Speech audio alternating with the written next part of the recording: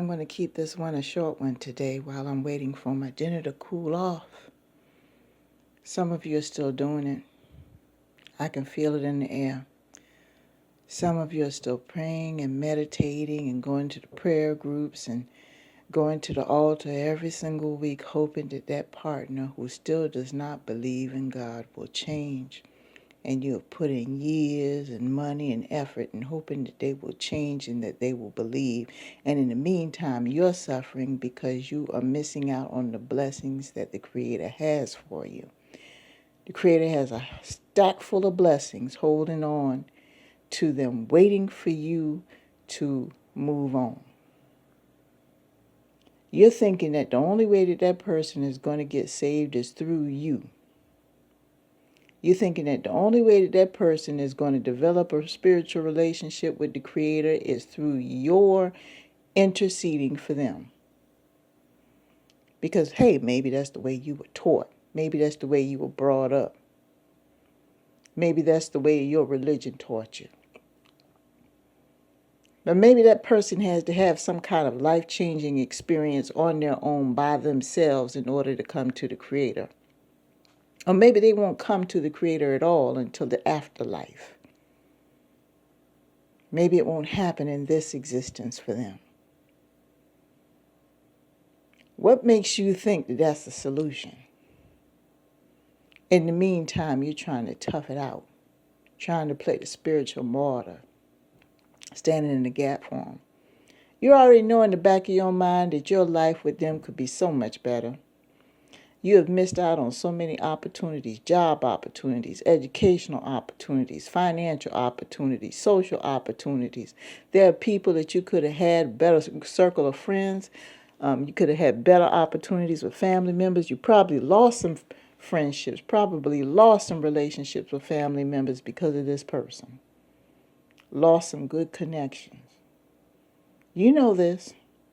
But you don't want to think about it because you're trying to hold out for this person. You're looking at those missed opportunities as sacrifices you're making for this person so they can get saved.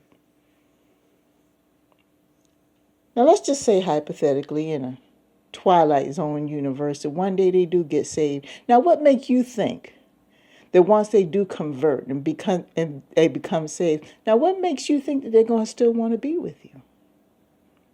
What if they decided once they become saved and become converted and become closer, had developed closer spiritual relationship and develop a new awareness and become a new person? What if they decided they don't want to be with you anymore? What are you going to do? See, you don't know what's going to happen once they become spiritually awakened. They might decide that the life that they have for you might not be good enough for them anymore. Have you thought about that? So you have an idea in your mind of what you think the life should be for them, but you don't know what's going through their head. You're playing a dangerous game. It's a gamble. It really is. It's just like playing the lottery. They say you got a chance of winning Powerball or the Mega Millions is like 1 in 8 million or 8 billion. Some of you correct me in the comments. I don't know if it's 8 million or 8 billion chance of winning.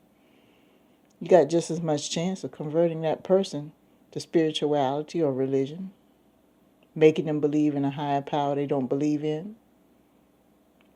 Because 99 out of 100 of them, they have a problem with believing in a higher power. It has nothing to do whether or not power exists.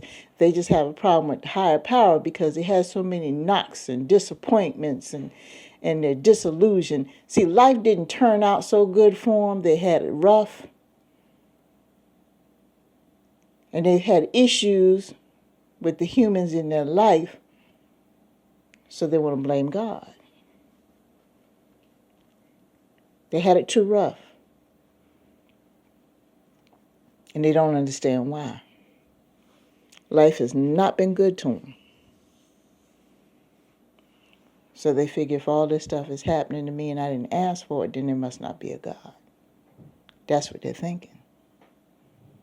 So they created this whole world of philosophy of belief around it.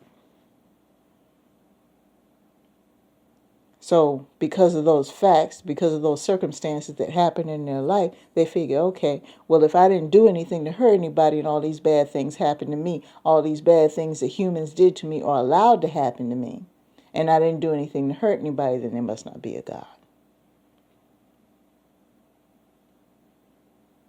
So that's what they figure. And then they go out into the world and they find all this so-called supporting quote-unquote evidence to back up their claim. And they create this whole philosophy and they live by that. And they meet somebody like you